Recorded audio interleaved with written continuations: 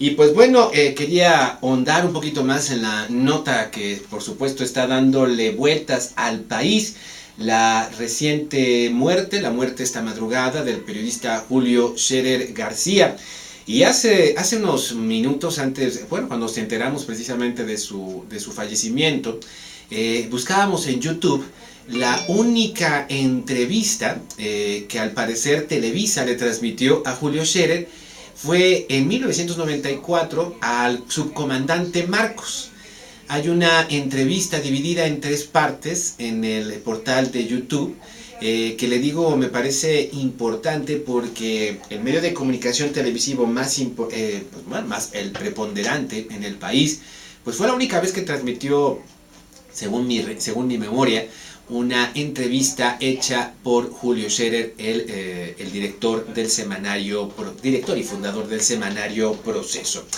Y le decía yo que me llamaba mucho la atención, la parte 1, me llamaba mucho la atención, porque entonces veíamos a un Julio Scherer dinámico, muy fuerte, que entrevistaba a un entonces subcomandante Marcos que ganaba los principales titulares en todo el mundo, es que ganaba pantalla, ganaba comentarios, era el primer movimiento social que se daba en México después de la Guerra Sucia de los 70s, 80s, y sobre todo pues era uno de los primeros movimientos que se daba contra la política neoliberal, un capitalismo voraz, como ha sido llamado por muchos, que comenzaba a suscitarse a finales de los 80s y que tuvo su mayor auge en la década de los 90s.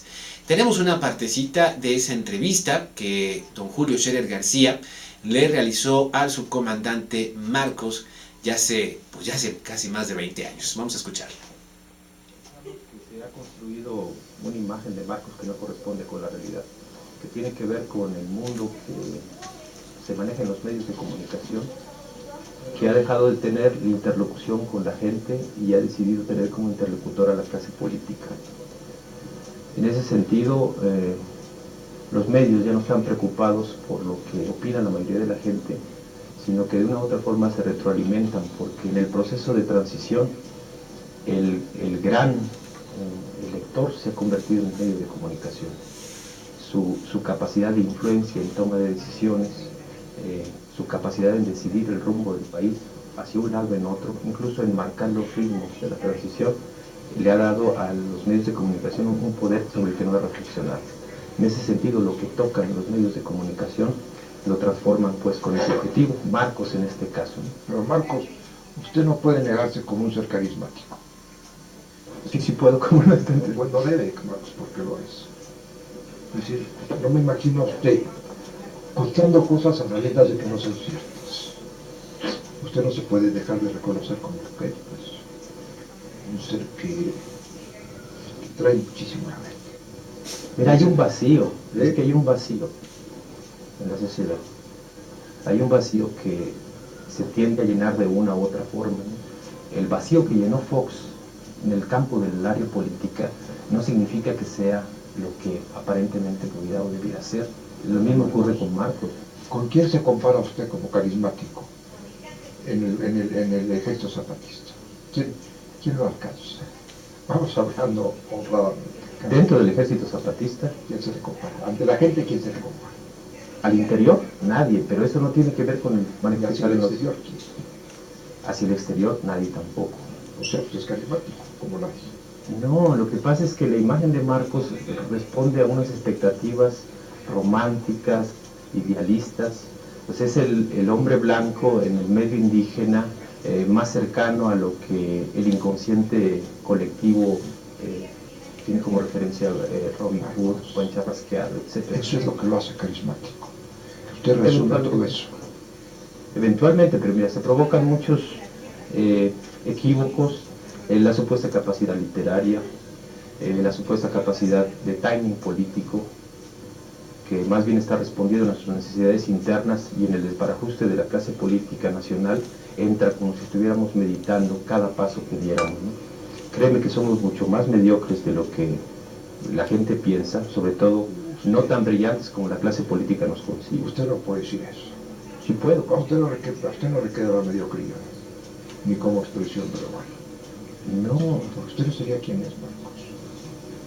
Es que no se entiende, o sea, no estoy negando lo que soy, estoy tratando de explicar las circunstancias en las que nos ubicamos, y de una u otra forma se borra o se pierde la perspectiva real de lo que es el personaje, ¿no?